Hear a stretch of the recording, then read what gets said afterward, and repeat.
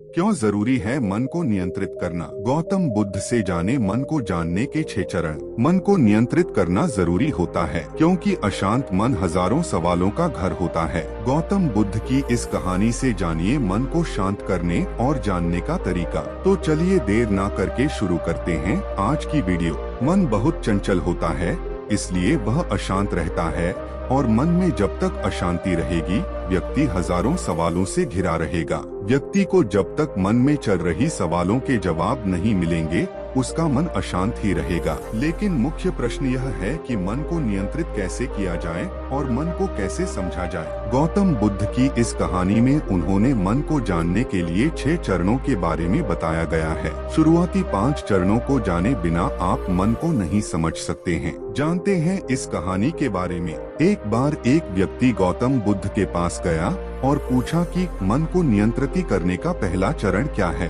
बुद्ध कहते हैं अपने मन को समझने का पहला चरण है इसके द्वारा दिए गए लालच की व्यर्थता को देखना, क्योंकि जब मन अशांत होता है तो कई तरह के लालच देता है।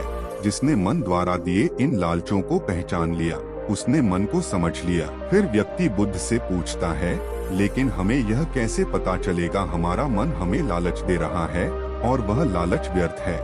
इसका जवाब देते हुए बुद्ध कहते हैं अनुभव से। मनुष्य मन के लालच से जिस कार्य को अतिपूर्वक करता है उसमें उसे हानि ही होती है और हानि के बाद ही उसे अनुभव भी होता है। जैसे जिसने वास्तव में यह देख लिया कि नशा करना केवल दुख है वह नशा मुक्त होना शुरू कर देगा। जिसने जान लिया कि ईर्ष्या से खुद का नाश होता है वह ईर्ष्या से मुक्त हो जाएगा। मन को समझने का यही पहला चरण है।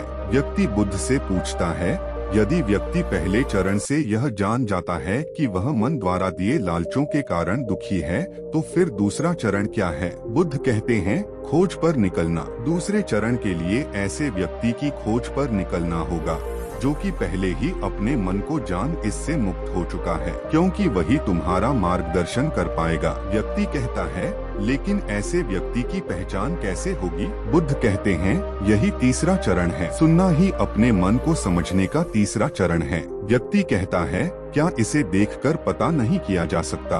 बुद्ध कहते हैं देखने में कोई व्यक्ति बहुत शांत और अच्छा लग सकता है लेकिन उसके मन के भीतर क्या है यह उसके शब्दों से ही पता चलता है। लेकिन किसी की बातों पर तब तक विश्वास नहीं करना चाहिए जब तक कि वह तुम्हारे विवेक की कसौटी पर खरा न उतर जाए। बुद्ध कहते हैं कर्म ही मन को समझने का चौथा चरण है।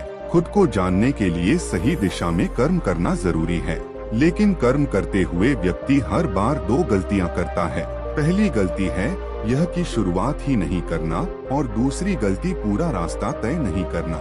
इन दोनों गलतियों के पीछे हमारे मन की ही चाल होती है।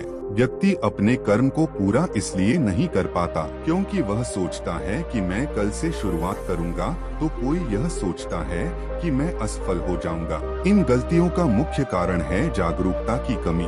इसके बिना मन व्यक्ति को उसके सही दिशा में चलने नहीं देता। बुद्ध कहते हैं मन को जानने और समझने का 5वां चरण है जागरूकता। इसीलिए हर कार्य को जागरूकता के साथ करो। बिना जागरूकता के साथ किया गया कार्य या फिर जिया गया क्षण मृत्यु के समान है। व्यक्ति बुद्ध से पूछता है अपने जागरूकता के स्तर को कैसे बढ़ाया जा सकता है? बुद्ध कहते हैं ध्यान से। ध्यान ही मन को जानने, समझने और नियंत्रित करने का अंतिम चरण है। यानी ध्यान ही वह नाव है जिस पर बैठ मन रूपी नदी को पार किया जा सकता है। जिस व्यक्ति ने इन शुरुआती 5 चरणों से ध्यान को जान लिया उसने अपने मन को जान लिया।